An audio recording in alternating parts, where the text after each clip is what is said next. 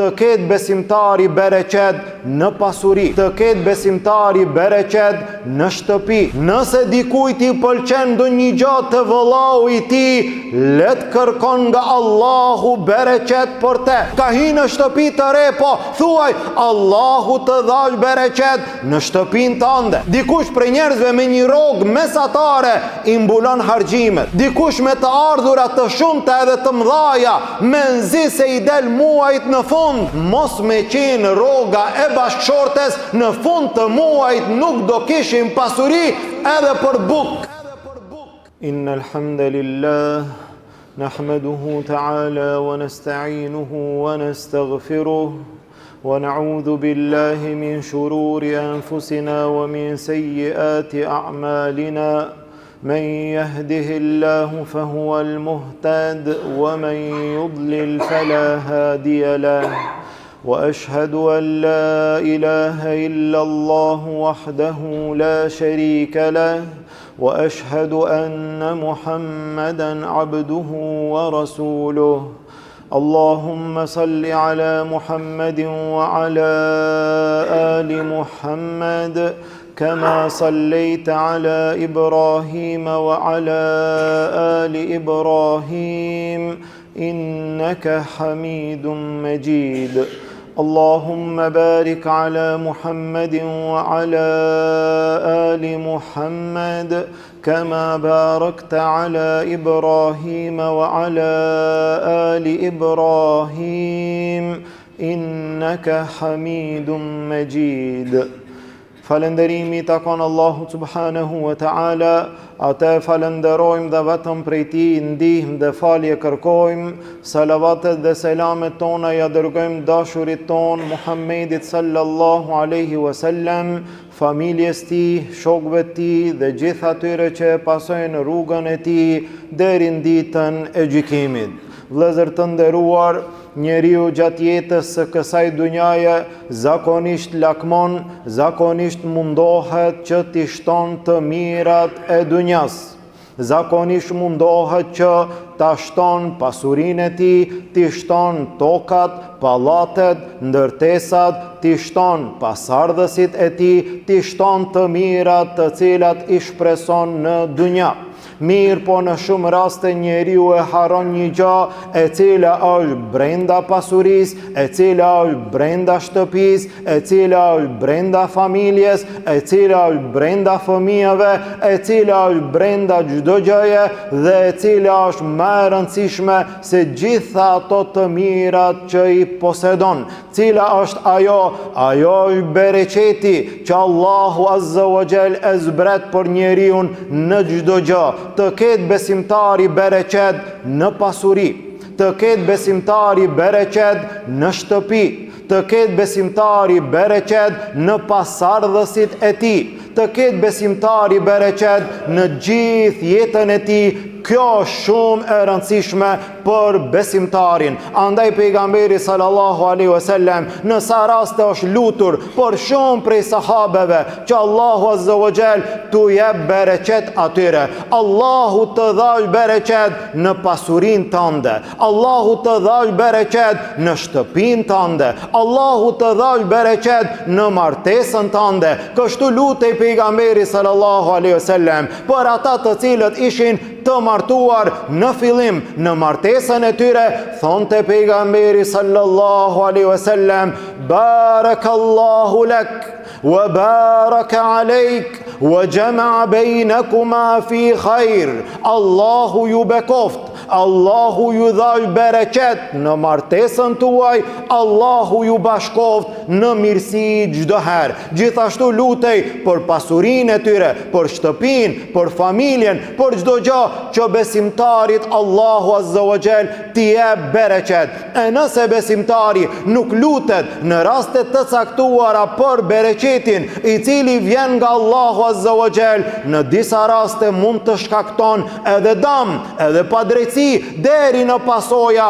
edhe më të mëdha. Në një prej rasteve, një sahabi duke kaluar rrugës e pa një sahabi tjetër i cili ishte duke e lajt trupin, mirë po e pa një pjesë të tij e cila ishte e bardhë, e cila ishte e pastër, e lëshoi shikimin, i pëlqeu ajo pamje e tij, ndërsa sahabiu tjetër ra për tokë.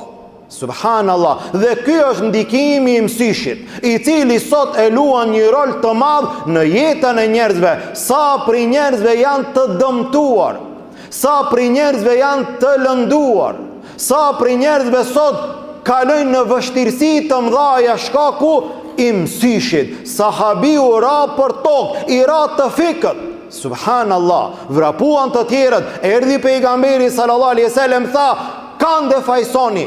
Kush u merr mendja që e ka marrë mësysh? Than, filani ja Rasulallah. Tha pejgamberi sallallahu alaihi wasallam, a don që dikush ta vret vëllaun e tij? Nëse dikujt i pëlqen ndonjë gjë të vëllau i tij, let kërkon nga Allahu bereqet për te. Nëse të pëlqen ndonjë gjë, thuaj Allahu të dhash bereqet.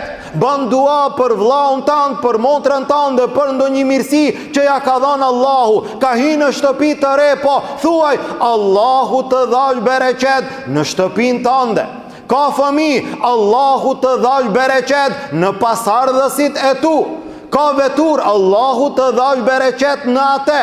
Ka pasuri, ha ndonjë biznes, ndonjë tregti, Allahu të dhash bereqet. Lutë Allahun azza wa jall që Allahu t'u jep bereqet atyre. Pejgamberi sallallahu alaihi wasallam në një ditë prej ditëve erdhi nana e Enes bin Malik radhiyallahu anhu, i cili ishte një voglush, një i ri, e solli te pejgamberi sallallahu alaihi wasallam. Ja Rasulallah, e kam sjell Enesin që të shërben ty.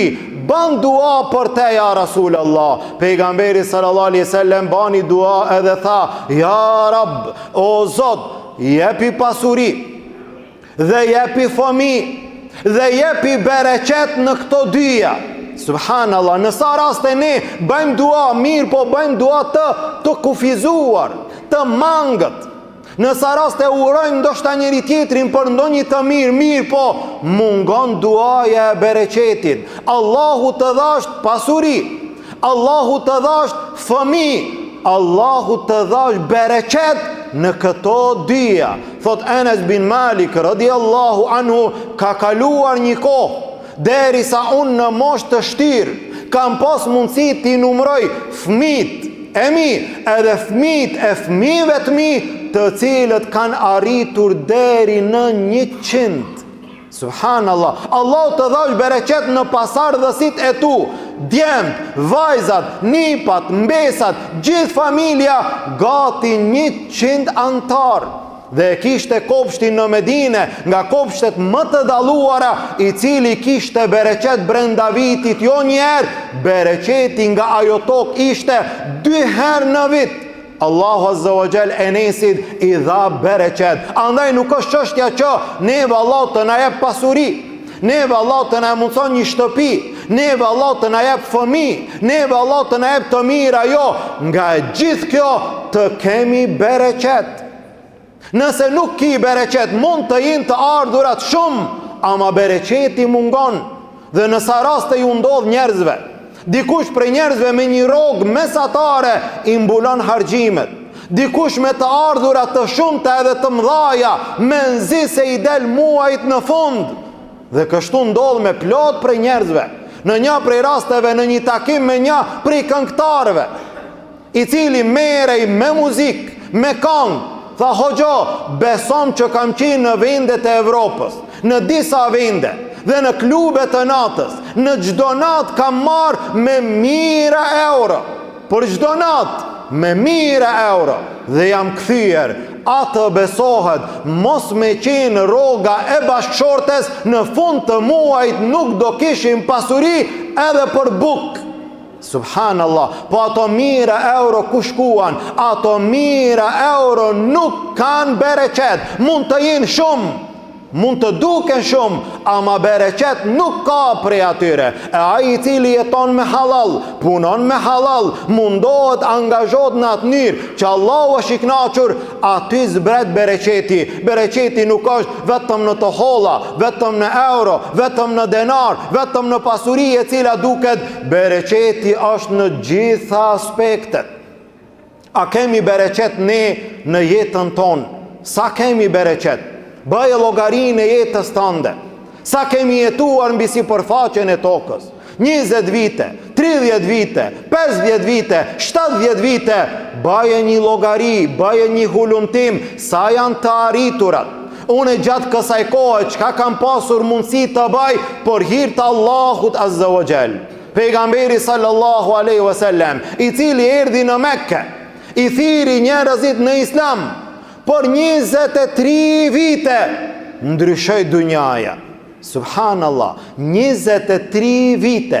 Nga ajo gjendja atyre që i adhuronin idhujt, e pinin alkoolin, i mbytnin vajzat e tyre për së gjalli, por 23 vite arriti të ngrit shtetin e lartë në Medine, i cili u bani ball perandorive më të mëdha. 23 vite. Dikush ka mundësi që të thot, po ama ai ka qenë pejgamber, ndërsa rastet dhe historit dhe të arriturat dhe sukseset e njerëzve janë modele dhe shembuj për neve, jo vetëm nga pejgamberët, edhe nga ata që kanë ardhur pas tyre, e që Allahu Azza wa Jall ju ka dhënë shumë bereqet. Një nga sahabet i cili ishte Saad bin Muadhi radhiyallahu anhu. Saad bin Muadhi e pranoi Islamin në moshën 30 vjeçare. Analizoje historinë e atyre dhe pastaj analizoje edhe shihe jetën tonë dhe gjendjen tonë, ku jemi dhe sa kemi bereqet ne gjatë gjithë këtyre viteve. Saad bin Muadhi e pranoi Islamin në moshën 30 vjeçare. I adorzoi shpirtin Allahut Azza wa Jall në moshën 36 vjeçare. Subhanallah, 6 vite në Islam. Në momentin që vdiq, tha pejgamberi sallallahu alaihi wasallam, me vdekjen e Saadit është dridh arshi Allahut Azza wa Jall. Subhanallah, arshi Allahut, i cili është mbi 7 kat qiej, më i madh se toka, më i madh se qiejt. Me vdekjen e Saadit është dridh arshi Allahut Azza wa Jall. Për çfarë arsye? Çka ka bë ky njeri? Dhe ne që sa kohë jemi musliman, që sa vite ne jemi musliman, që sa kohë jetojmë ne si musliman, dhe ndoshta vjen momenti që ne ende diskutojmë, a e falim namazin, a nuk e falim namazin? A largohemi nga kazino, a nuk largohemi prej kazinos? A qëndrojmë larg zinas, apo qëndrojmë afër saj? Edhe sa kohë dhe sa vite edhe sa jetë duhet ne të kalojmë që të kthehemi në rrugën e Allahut Azza wa Jall. Kanë jetuar pak, kanë kontribuar shumë. Nuk është në pyetje ne sa do të jetojmë, a do të jetojmë 30 apo 60 apo 90, është më rëndësi në atë pak kohë, në ato pak vite, çka do të bëjmë për hir të Allahut Azza wa Jall. Të na jep Allahu bereqet në pasuri, të na jep Allahu bereqet në shtëpi, të na jep Allahu bereqet në kohë, në jetë, të na jep Allahu bereqet edhe në fjalët tona. Edhe dituria ka bereqet. Ajo dituria e cila ka bereqet për hapet, ndikohen njerëzit, pendohen njerëzit, udhëzohen njerëzit, edhe dëgjimi i xhamatit ka bereqet. Kur është bereqeti? Kur e dëgjon një fjalë dhe praktikon atë. Nuk ka bereqet nga ai dëgjim që e dëgjojmë, dalim prej xhamie sikur nuk ka ndodhur kurrë. E fal namazin e xhumas, pastaj e lën namazin e ikindis, e lën namazin e akşamit dhe yacis. A ke dëgjuar? A ka bereqet? Nuk ka bereqet fare. Që të ketë bereqet, ajo e cila thuhet, ajo e cila lexohet, ajo e cila dëgjohet, duhet të praktikohet. Andaj bereqeti në jetën e besimtarit është prej gjërave më të rëndësishme. Besimtari lutet, e lut Allahun Azza wa Jall për bereqet. Kështu lut Nuhi alayhis salam, i cili zbriti nga anija pas vërshimit të madh. Ashtu e mësoi Allahu Azza wa Jall duke thënë: "Wa qur rabbi anzilni munzalan mubarakan wa anta khairul munzilin." Dhe thuaj: "O Zot, ma mundso që të zbres në një vend të bereqetshëm, në një vend ku ka bereqet, në një shtëpi ku ka bereqet, ti je më i miri i zbritësve." Allahu Azza wa Jall ju dha bereqet atyre dhe të gjithë të tjerëve të cilët kanë ecë në rrugën e tyre. Ne lutim Allahun Azza wa Jall, Allahu të na jap bereqet në fjalët tona, Allahu të na jap bereqet në diturinë tonë, Allahu të na jap bereqet në pasurinë tonë, Allahu të na jap bereqet në shtëpitë tona, Allahu të na jap bereqet në familjet tona, Allahu të na jap bereqet në fëmijët tonë, Allahu të na jap bereqet në kohën tonë, Allahu të na jap bereqet në gjithë jetën tonë. Lutim Allahun Azza wa Jall, musliman kudo që janë, Allahu t'i ndihmon, gjendjen e tyre Allahu ta lehtëson, të varfërit tanë Allahu t'i pasuron, të sëmurët tanë Allahu t'i shëron, të vdekurit tanë Allahu t'i mëshiron. Lutim Allahun Azza wa Jall nga dënimi i tij të na shpëton, në xhennetin e tij të na bashkon. Amin. Walhamdulillahi rabbil alamin. Wa subhanaka Allahumma bihamdik, ashhadu an la ilaha illa ant, astaghfiruka wa atubu ilayk.